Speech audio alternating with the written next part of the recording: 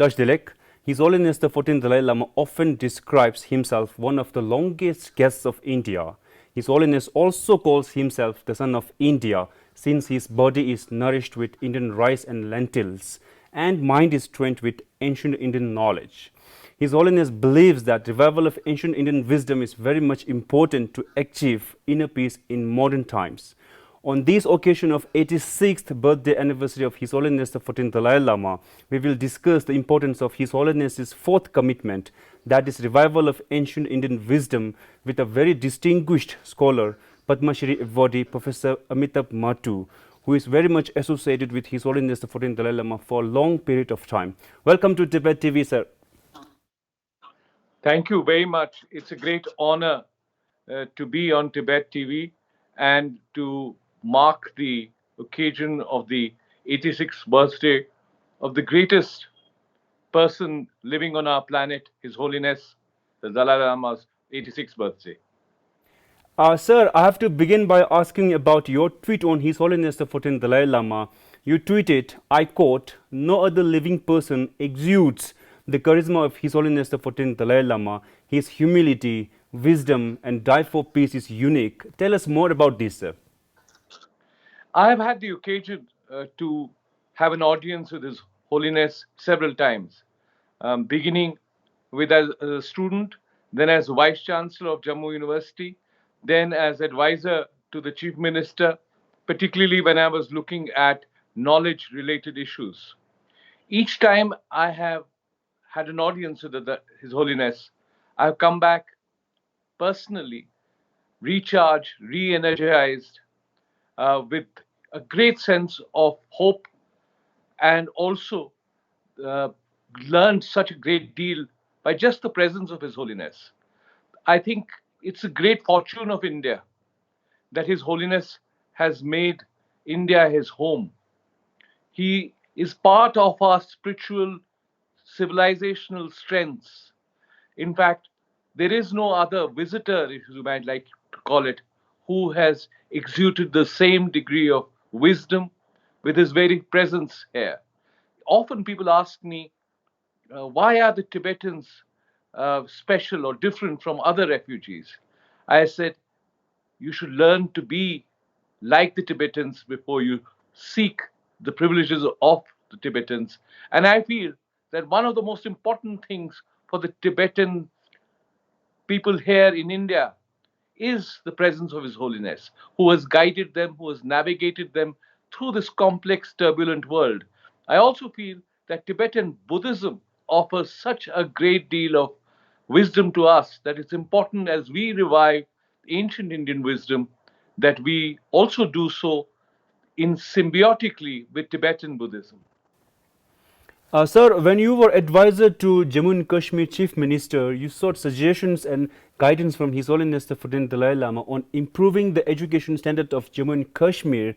You said that His Holiness stressed on revival of ancient Indian wisdom in modern education in order to achieve inner peace. So tell us what struck you regarding His Holiness's commitment on revival of ancient Indian wisdom.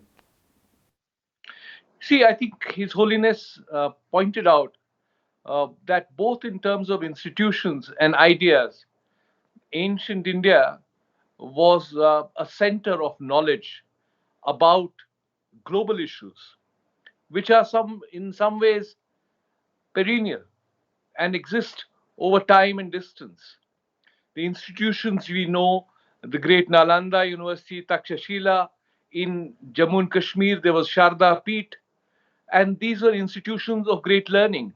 But they also brought the greatest scholars from all over the world to come to debate, to dialogue, and enrich themselves.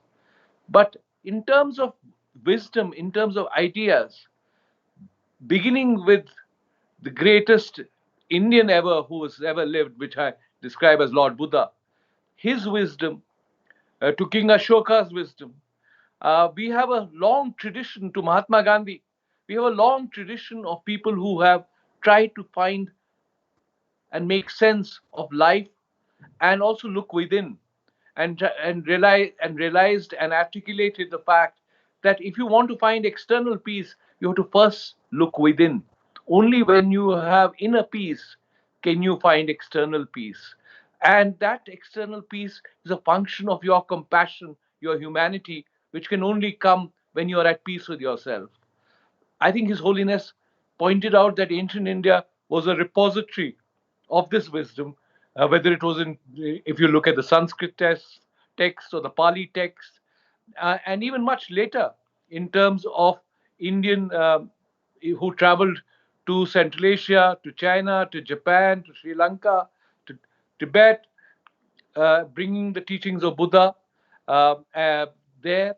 So that wisdom needs to be now re-energized, in not in a kind of nativist fashion, not in a chauvinistic fashion, not in a parochial fashion, but also because they contain universal truths, universal wisdom. I think that's what His Holiness said. In fact, he said he's already engaged in that project and he'll be very happy to assist us with that. Of course, unfortunately, the government fell before we could continue that work. But I must say that personally, and that project was inspired greatly by His Holiness's wisdom. So, as you said that you had several audiences with His Holiness the 14th Dalai Lama. So, what are the main messages he stresses each time you meet him?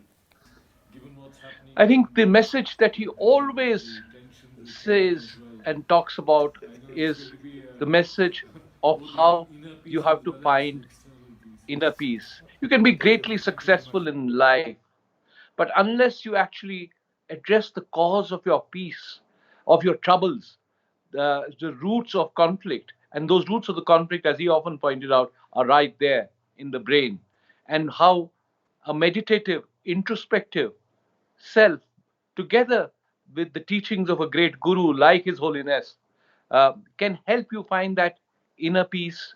And that once you find that inner peace, you become not only just peace with yourself, but you have a certain sense of deep sensitivity, deep compassion towards your environment.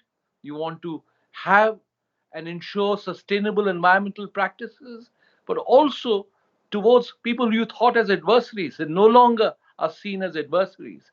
What greater message than His Holiness himself not seeing the Chinese Communist Party, with despite all its atrocities, China, the government of China, and the way it's treated its Tibetans not as enemies, but as people who have lost their way.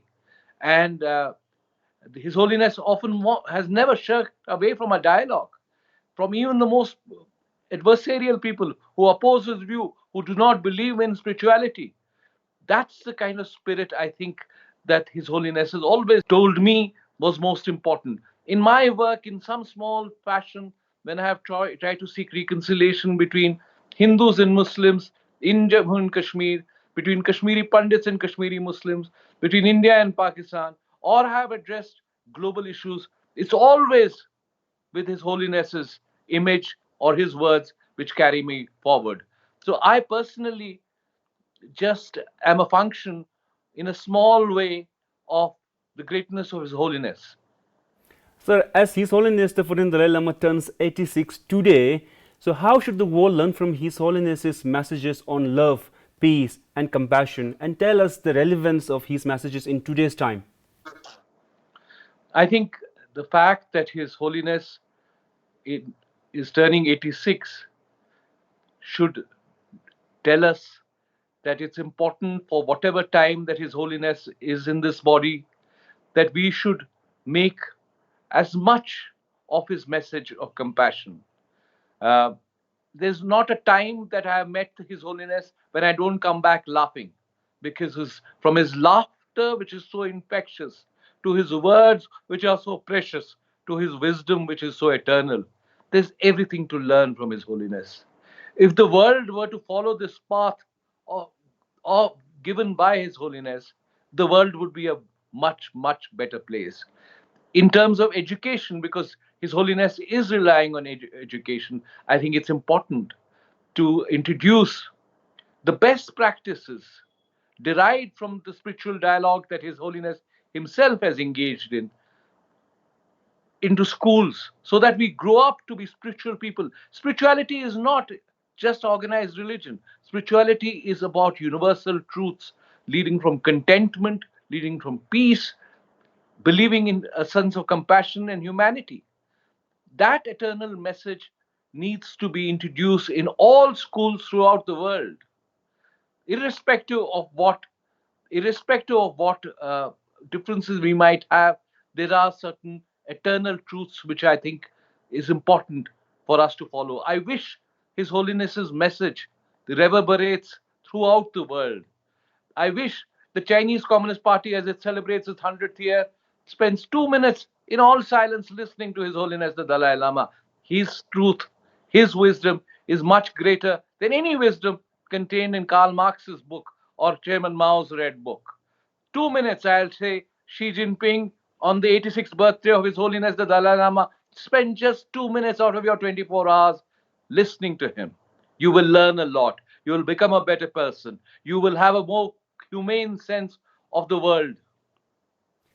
Sir, I would like to end our discussion with a very important question. As you are aware that His Holiness describes himself as the longest guest and son of India, so India is globally known for her rich civilizational principles like ahimsa, and His Holiness is focusing on revival of ancient Indian wisdom. So how should the Indians and the government of India in particular pay heed to this commitment? I think within ancient India, ahimsa, parmo dharma, that the greatest truth is non-violence, was uh, was built into our civilizational strengths. It's part of the King Ashoka's edicts after the Kalinga War. I think what the government of India and Indian people should do is ask His Holiness on his 86th birthday to become a teacher for the world, a Vishwa Guru, which he is already.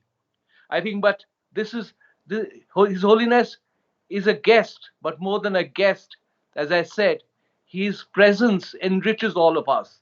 So when Prime Minister Modi talks about India being a Vishwa Guru, uh, showing light to the rest of the world, let the brightest light from our country, which is His Holiness, guide us and guide the world through his message. Sir, with this, we're going to end our discussion here. Thank you so much, sir. Thank you. Honor.